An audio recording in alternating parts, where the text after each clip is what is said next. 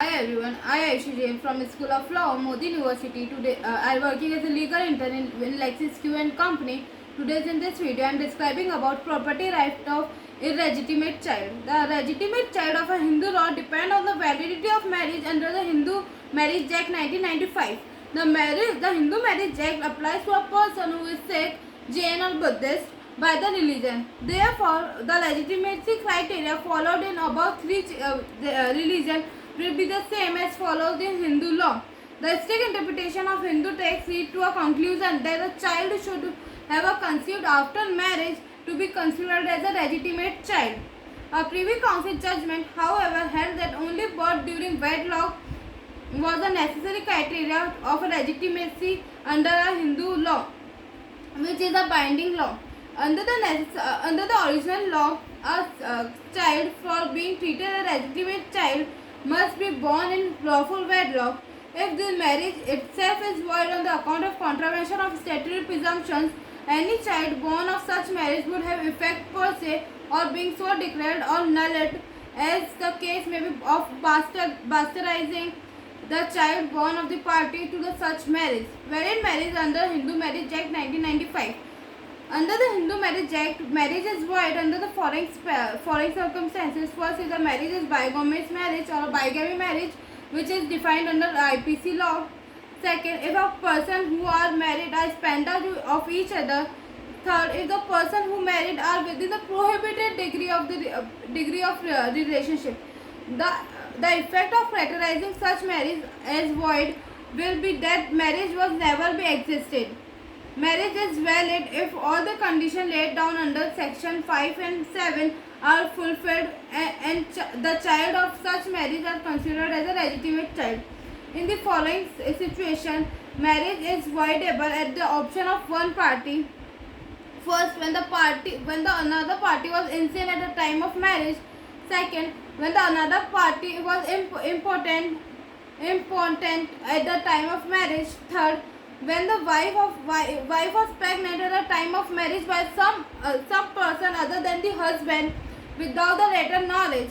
Fourth, if when the consent of the other party or the guardian consent in regard to the minor bride was obtained by force or fraud.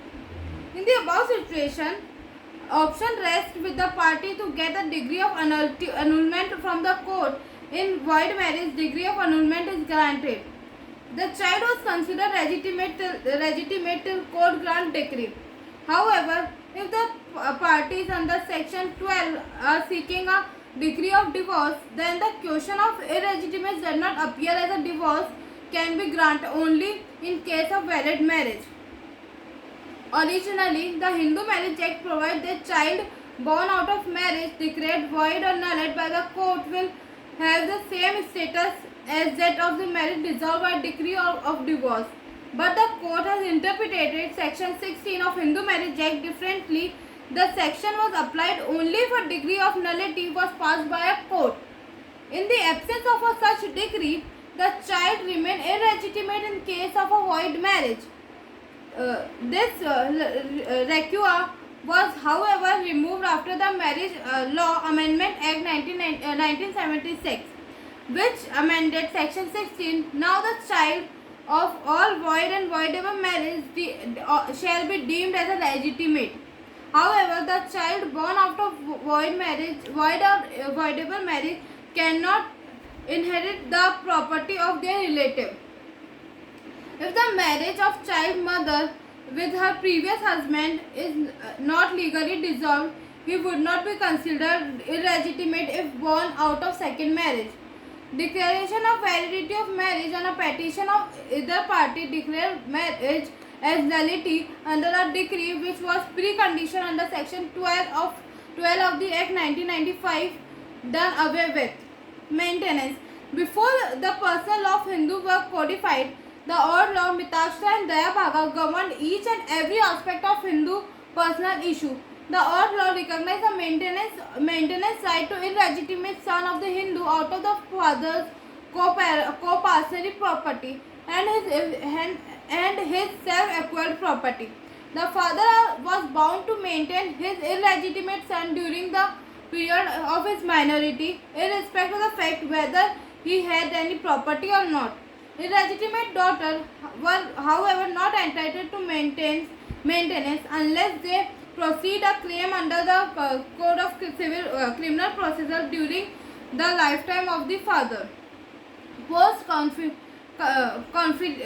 codification in accordance with the Hindu Marriage Act and the Hindu Adoption and Maintenance Act 1956, a Hindu is bound during his or her lifetime to maintain his or her legitimate child till he or she attain the age of majority or cease to be a Hindu.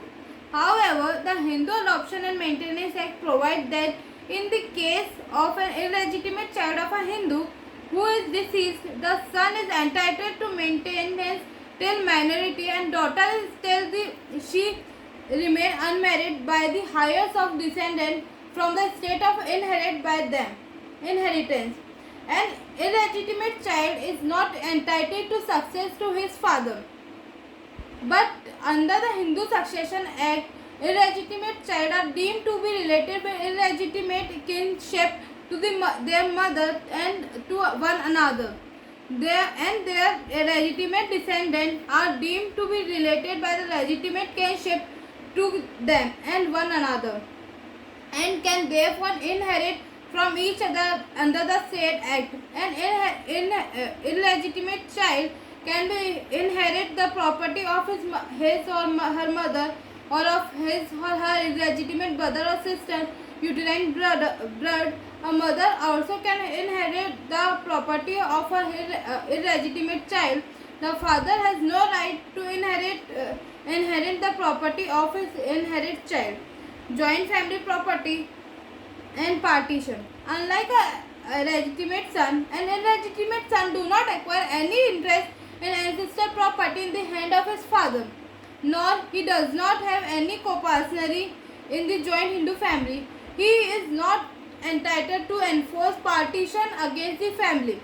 The father may in his lifetime give him a share of his property, which may be a share equal to that of legitimate sons.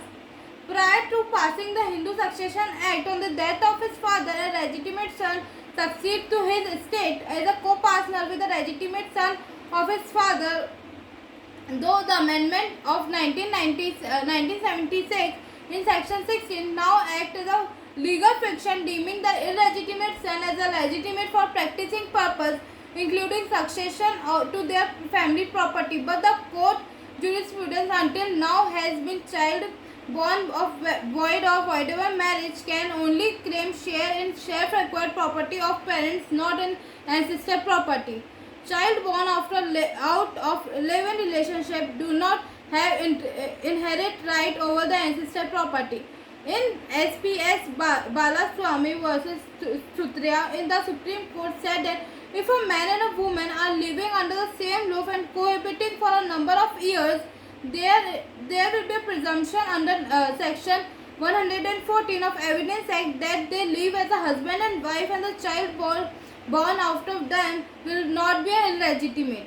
The crucial precondition for the child born from illegitimate not to be treated as an illegitimate are that the parent must have lived under one roof and cohabited the consideration for a long time for the society to recognize them as a husband and wife. It must not walk in or walk out relationship, as the court pointed out in its judgment, 2010 judgment in Madan Mohan Singh versus Rajnikant. Quoting an earlier judgment, the bench said the HMA intend to bring a social reform and conformment to social status of a legitimate and innocent child is the obvious purpose of Section 16.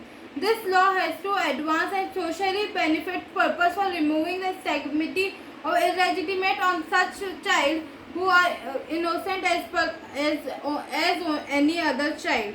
Guardianship.